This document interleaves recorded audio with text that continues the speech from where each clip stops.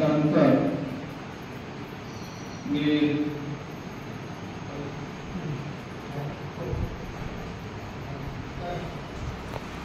या ठिकाणी माननीय राम चौधरी साहेब यांचा या ठिकाणी आपण विहाराच्या वतीनं सन्मान करूया। मी यशवंतरावजी जगशे साहेबांना विनंती करतो की त्यांनी त्यांचं या ठिकाणी स्वागत करावं।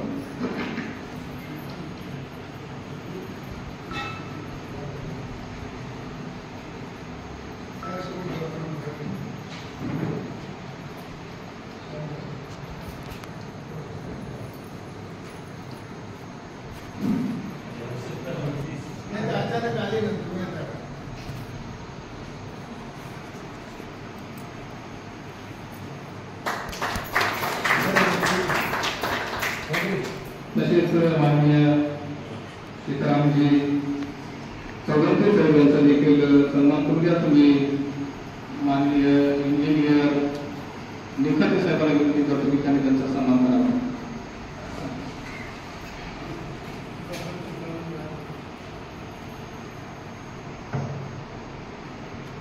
तसेच आमच्या शिक्षक संघटनेचे मुरबी काँग्रेस देखील या ठिकाणी उपस्थित आहेत, त्यांचा देखील आपण या ठिकाणी सन्मान करूया।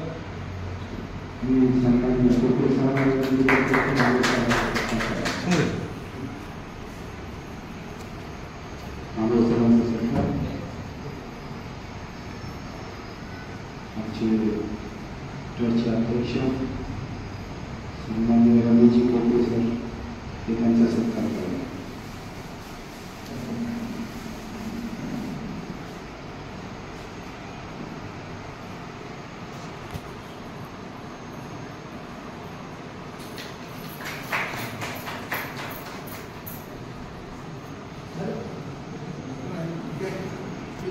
तसेच महाराष्ट्र टीव्हीचे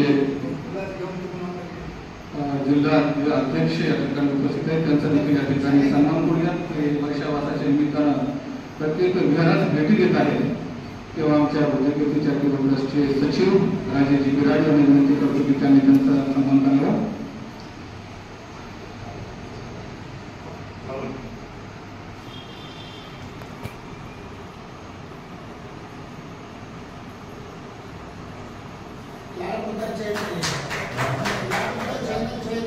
जिल्हा प्रतिनिधी राज्यामध्ये चालते ते त्यांचे प्रतिनिधी आहेत जिल्ह्याचे।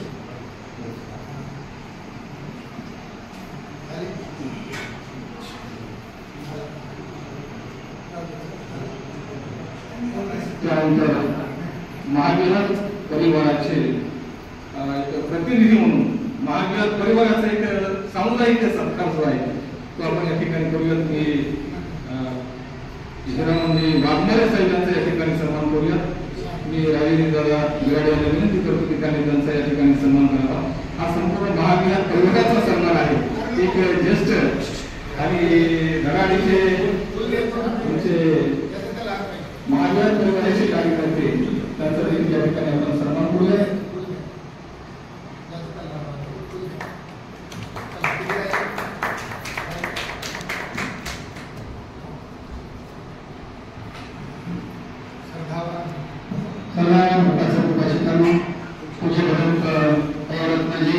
आमच्या नालंदा ट्रस्ट मुखेडचे सचिव आहेत, योगायोग आहे बघा।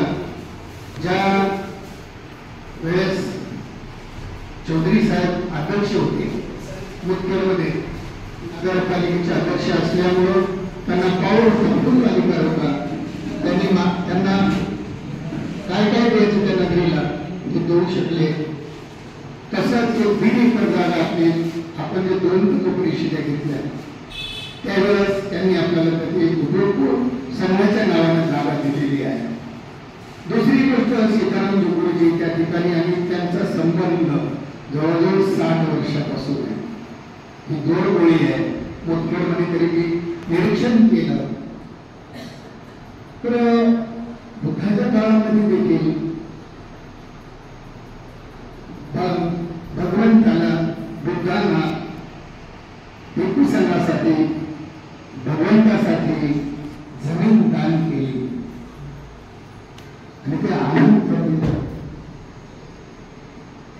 जेठ नावाचा जो तो सेठ होता त्यांची जागा होती आणि ती क्रीडाला चमन त्यामध्ये तो काही वेळ बसायचा. पण भगवान बुद्धासाठी जमीन पाहिजे, जवळ बी नाही आणि दूर बी नाही. ही जमीन देत नव्हता, पण अनाथ पंडितांना त्याच्यावर सोनं आठवलं. आपल्याला सगळं ग्रंथामध्ये आहे. सोनं आठवून ती जमीन घेतली आणि जेव्हा ते कळालं की भगवान बुद्धांना ही जमीन दान करत आहे, तर त्याने सरळ सांगितलं इथपर्यंत मी तुम्ही दिले सोनं, तिथपर्यंत ही जागा तुम्ही द्या, बाकीची मी देतो, मलाही सत्कार नको द्या. तर तसं एक बुद्धाच्या काळामध्ये होऊन गेलेले अनाथपिंड आमच्यासाठी सीताराम गुरुजी सोबत असणारे राम चौधरी साहेब यांनी ती जागा दिली. करोड रुपयाची जागा आहे. मुदखेडचं नाव आहे ते आपण अनेकांना पाहिलेलं आहे. ही जागा दिल्याबद्दल आम्ही त्यांचे ऋणी आहोत, समाज ऋणी आहे. आणि अचानक आले ते कुठं यांना भेट घेणार होते, त्या निमित्तानं आल्यामुळं नालंदा ट्रस्टच्या वतीनं या सचिव रत्न यांच्या उपस्थित आणि सदस्य गुरुजी सीतारामजी यांच्या उपस्थितीत आणि सर्वांच्या उपस्थितीत त्याचं छोटासा सत्कार, त्याचे सत्कार आता नागरिक झालेले मोठमोठे सत्कार झाले, पण छोटासा सन्मान आमच्या शिवकारात त्याबद्दल त्यांना मंगल कामना आशीर्वाद देतील दिलेला सूचना आहे. सतीतियो विवदन्तु सर्वरोगो विनाशतो माते भवत्वन्तरायो सुखी दीर्घायुको भवतु सर्वमङ्गलं रक्षन्तु सर्वदेवता सर्वभूतानुभावेन सदा सोऽस्ति भवन्तु ते भवतु सर्वमङ्गलं रक्षन्तु सर्वदेवता सर्वधर्मानुभावेन सदा सोऽस्ति भवन्तु ते भवतु सर्वमङ्गलं रक्षन्तु सर्वदेवता सर्वसङ्घानुभावेन सदा सोऽस्ति भवन्तु ते अभिवादनशीलिस्स नित्यं बद्धपचारिणो चत्तरो धम्मा पठन्ति आयुवन्नो सुखं बलन्ति.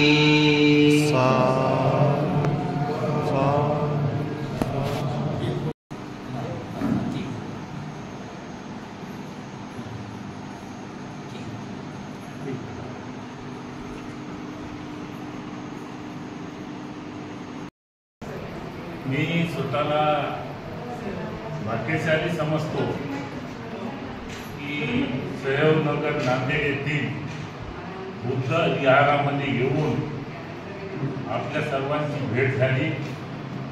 मनाला अतिशय आनंद वाटला. मी एक सामान्य माणूस आहे, सामान्य शेतकरी आहे.